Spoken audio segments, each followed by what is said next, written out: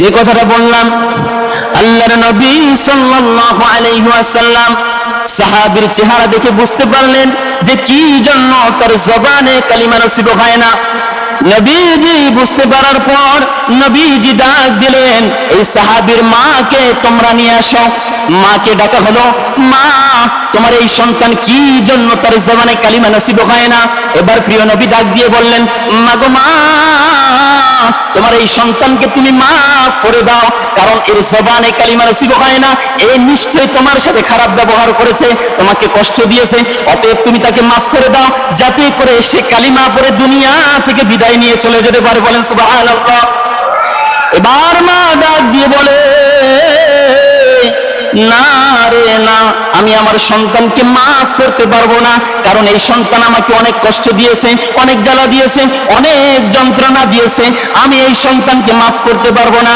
এবার নবীজি ডাক দিয়ে বলে, তুমি যদি মাফ না করে দাও, আমি তোমার সন্তানকে আগুনে পোড়াবো। বলেন নাউজুবিল্লাহ।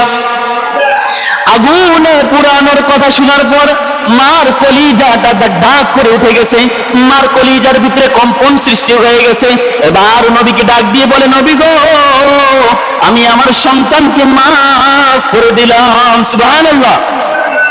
মায়ের কলিজাটা বড় মায়ার, মায়ের কলিজাটা বড় দয়ার। মা যখন এই শুনলো আমার সন্তানকে আগুনে পুরানো হবে, মা সঙ্গে সঙ্গে তার সন্তানকে মাফ করে দিল। মাফ করার সাথে সাথে এই সাহাবীর মুখে কালিমা জারি হয়ে গেল। কালিমা জারি হওয়ার সঙ্গে সঙ্গে দুনিয়া থেকে বিদায় নিয়ে গেল। বলেন সুবহানাল্লাহ। এখানে শিক্ষণীয় বিষয় হলো, নবীজির সাহাবী হওয়া সত্ত্বেও তার জবানে কালিমা নসিব হলো না। কি কারণে?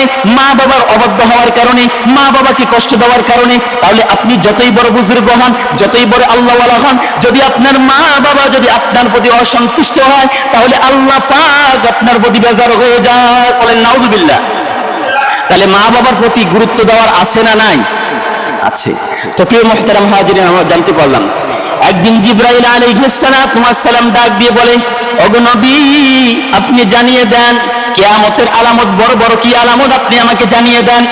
এবার নবীজি ডাক দিয়ে বলে, ওগো জিবরাইল, তুমি জানো না, আমি এতটুকুই বলতে পারি, কিয়ামতের পূর্বে আমার উম্মতগুলো মা বাবার প্রতি আচরণ করবে, এমন আচরণ করবে, চাকর বাকরের মতো আচরণ করবে, মা বাবার সাথে অনেক খারাপ ব্যবহার করবে, মা বাবার অবাধ্য হয়ে যাবে, মা বাবাকে তারা এটা বোঝা মনে করে দিয়ে বৃদ্ধাশ্রমে দিয়ে আসবে। ঠিক কিনা?